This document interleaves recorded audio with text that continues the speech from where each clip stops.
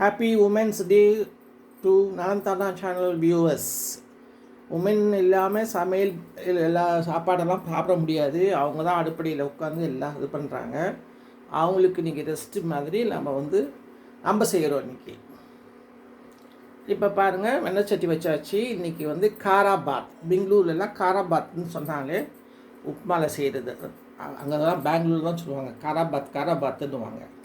நம்ம இன்றைக்கி காராபாத் செய்ய போகிறோம். முதல்ல கடுகு போடுறோம். எண்ணெய் சட்டியில் வச்சுட்டு எண்ணெயும் சேர்ந்து வச்சுருக்கோம். இன்றைக்கி கடுகு போட்டுட்டோம்.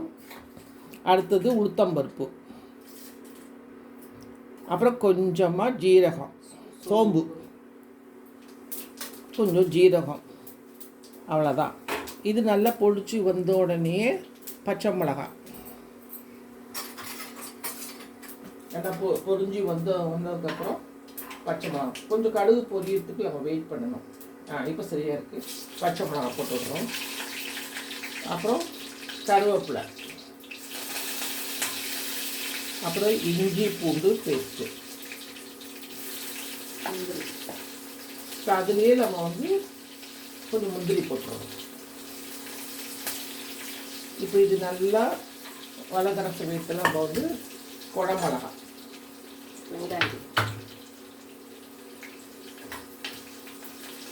வெங்காயம் போட்டுருவோம். வெங்காயம் நல்லா சவக்கணும். இதுலேயே கொஞ்சம் நிலக்கடலையும் போட்டுடலாம். வறுத்தது இப்பயே போட்டுடலாம். நிலக்கடலை, கேஷ்யூ போடுறப்ப நிலக்கடலையும் போட்டிருக்கணும்.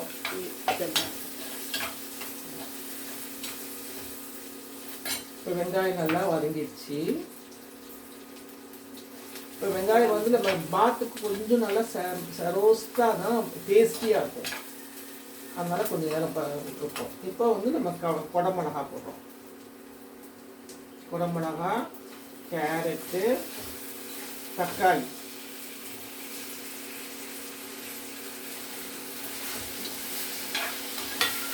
கருவேப்பிலை, கொத்தமல்லி வச்சுருக்கோம் லேட்டரான ஸ்டேஜுக்கு நம்ம போடுறதுக்கு. பாருங்க, நல்லா வதக்கிட்டு இருக்கிறாங்க. இதில் பீன்ஸும் பட்டாணி இதெல்லாம் கூட போடலாம்னு நினைக்கிறேன். ஓ ஆமாம், பாத்திரம் காரா பாத்திரம் போடலாம். பட் அவங்களாம் போட மாட்டாங்க இன்னைக்கு.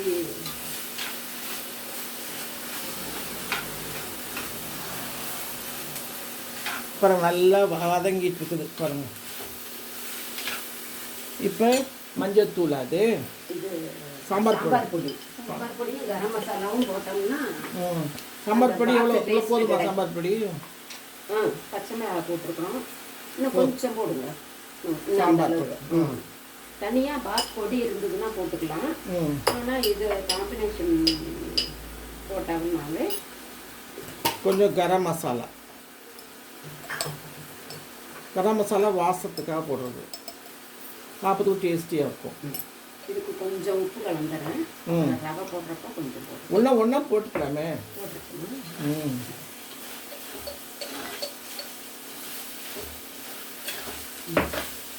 ரவையை போட்டு கொஞ்சம் நேரம் இது மிளகாத்தூள் போட்டு கொடுத்துட்டு சாம்பார் பொடி போட்டு 1 நிமிஷம் விடுங்க.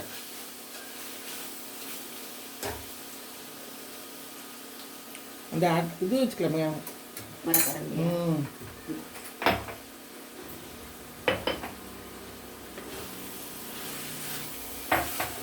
மரக்கரண்டியில் எப்படி செய்கிறது நல்லா இருக்கும் பாருங்கள். எப்படி நல்லா வதங்குது பாருங்கள். தக்காளியெலாம் நல்லா ஸ்மாஷ் ஆகும். அப்போ தான் நல்லதாக இருக்கும், டேஸ்டியாக இருக்கும் சாப்பிட்றதுக்கும். இல்லைன்னா அது வித்தியாசமாக தெரியும். இதுக்கு ஸ்மாஷர்லாம் போட்டிருக்கோம், சாப்பரெல்லாம் போட்டிருக்கோம். தக்காளி எல்லாம் இருந்தாக்கா கொஞ்சம் தக்காளி, இப்போ வர தக்காளி எல்லாம் கொஞ்சம் கெட்டியாக இருக்குது. இப்போ பாருங்கள், நம்ம ரவாவை போட்டுருவோம். ரவா 1 கப் எடுத்துருக்கோம். இப்போ அதோடு சேர்த்து இதையும் வதக்கிக்கிறோம். இது கிராமத்து சமையல் மாதிரி நம்ம செய்கிறோம். கிராமத்தில் சட்டியில் தான் செய்வாங்க. ஆனால் மாடர்ன் காரா பாத்துங்கிறோம். அங்கே உப்புமா அப்படின்னுவாங்க. நம்ம ஸ்டைலாக வந்து காரா பாத் அப்படிங்கிறோம். உப்புமாவு கூட ஒரு சிலருக்கு பிடிக்காது. இது மாதிரி செஞ்சோம்னா எல்லாரும் சாப்பிடவும் செய்வாங்க. கிராமத்தில் வந்து சாப்பிட்றவங்க சாப்பிடுவாங்க. எங்களுக்கு பிடிக்கும் உப்புமா. ஒரு சிலருக்கு உப்புமான்னா தூரத்துக்கு ஓடுவாங்க. பாருங்கள் சூப்பராக வந்துருக்கு பாருங்கள். இது நல்லா அப்படி கொஞ்சம் நேரம் இதாச்சுன்னா நமக்கு வந்து டேஸ்ட் கொடுக்கும். நல்லா வேகிறதுக்கும் சீக்கிரம் ஆகிடும். இப்போ தண்ணி கொதிக்க வச்சுருக்கோம். இதுலேயும் தண்ணியை ஊற்றி கூட நம்ம வேக விடலாம். பட் தண்ணி கொதிக்க வச்சு ஊற்றுறது இப்போ மாடர்ன் மெத்தட். அந்த காலத்துலலாம் வந்து தாளித்து முடித்தோடனே தண்ணி ஊற்றிடுவாங்க. தண்ணி இதிலே கொதிக்கும். அப்புறம் ரவாவை போட்டு கிண்டிடுவாங்க. இப்போ அப்படி இல்லை, சுடு தண்ணி ரெடியாக வச்சுக்கிறாங்க. அதை ஊற்றி ஊற்றி கிண்டிடுறாங்க. அப்போ தண்ணி குறைச்சலாக இருந்தால் கூட சுடு தண்ணி அப்போ நம்ம இருக்க தொட்டு ஈஸியாகிடும். ரெடி ஆகிடுச்சு. சுடு தண்ணி ஊற்றுங்க. ஊற்றுங்க ஊற்றுங்க ஊற்றுங்க.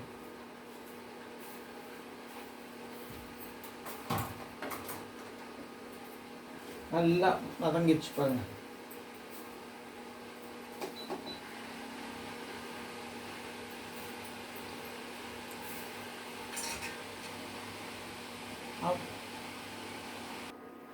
இப்போ தண்ணியை ஊற்றுறாங்க பாருங்க. தண்ணி கொதிச்சிருச்சு.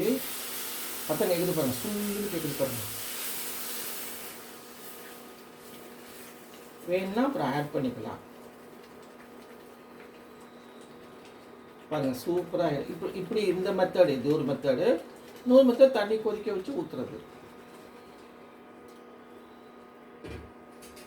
இப்போ இதை மூடி வச்சிட்டோம்னா கொஞ்சம் நேரம் புழுங்கும். நல்லா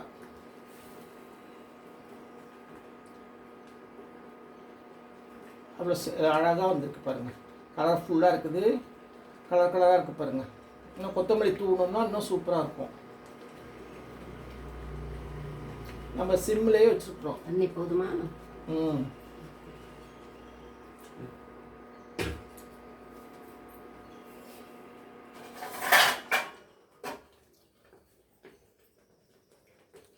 கட்டி இல்லாமல் நம்ம செஞ்சிட்டோம். கட்டி கிண்டுறப்போ கட்டி வந்துடும். ரவாவை போடுறப்போ அது பார்த்து செய்யணும். கட்டி இருந்துச்சுன்னா உள்ளுக்குள்ளே ரவாவை வேகாமல் இருக்கும். அதனால தான் கட்டி ஆகிடாமல் பார்த்துக்கணும். இப்போ பாருங்கள் சூப்பராக இருக்கும். இப்போ இதை அப்படியே கொஞ்சம் நேரம் புழுங்கிடணும். சிம்லேயே வச்சுட்டு இப்படியே புழுங்குச்சுன்னா கொஞ்சம் நல்லாயிருக்கும். இதுக்கு தண்ணி மூடி வேற மூடி கூட வேற மூடி.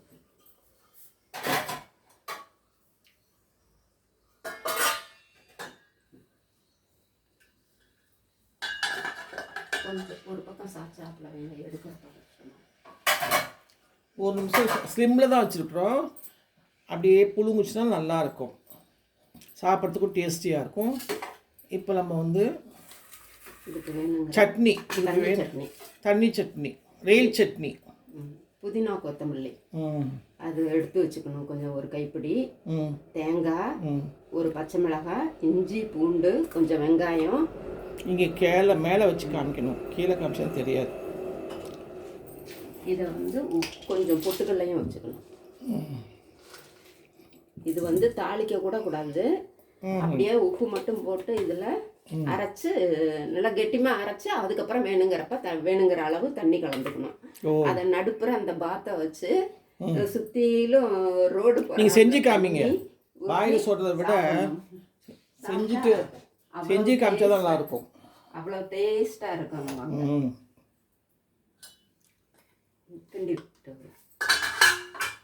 நெய் கொஞ்சம் ஊற்றிக்கிறோம். சட்னி அரைச்சிட்டுமா?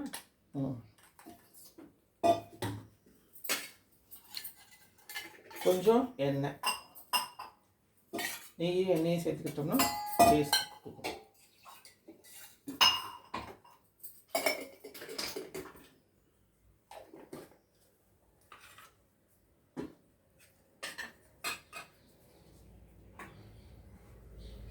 பாருங்கள் என்ன டேஸ்ட்டாக இருக்குது. சூப்பராக வந்துருக்கு பாருங்கள். அப்படியே பாத் எவ்வளோ அழகாக வந்திருக்கு பாருங்கள். மார்னிங்க்கு நீங்கள் பிரேக்ஃபாஸ்ட்டுக்கு இதுதான் இன்றைக்கி காரா பாத்.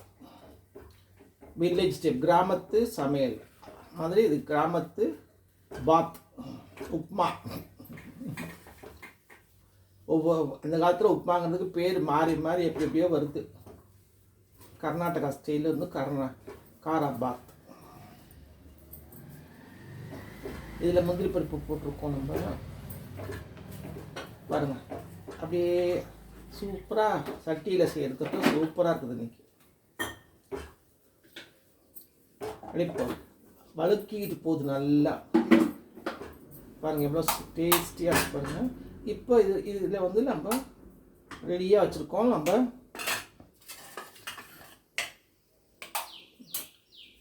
கொத்தமல்லி கருவேப்பிலை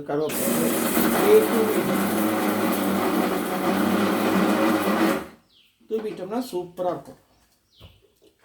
சட்னிக்கு வேணாமே, கருவேப்பிலை கொத்தமல்லி வேண்டாம். ஓ, அவ்வளோதான். இன்னைக்கு பிரேக்ஃபாஸ்ட் ரெடி.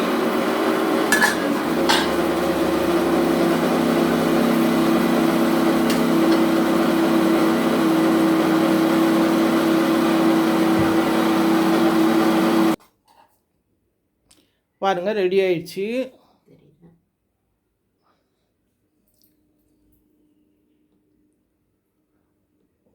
இன்னைக்கு காராபாத் கிராமத்து சமையல். பாய். நீங்களும் செஞ்சு பாருங்கள். நலந்தான சேனலுக்கு மறந்துடாமல் சப்ஸ்கிரைப் பண்ணுங்கள்.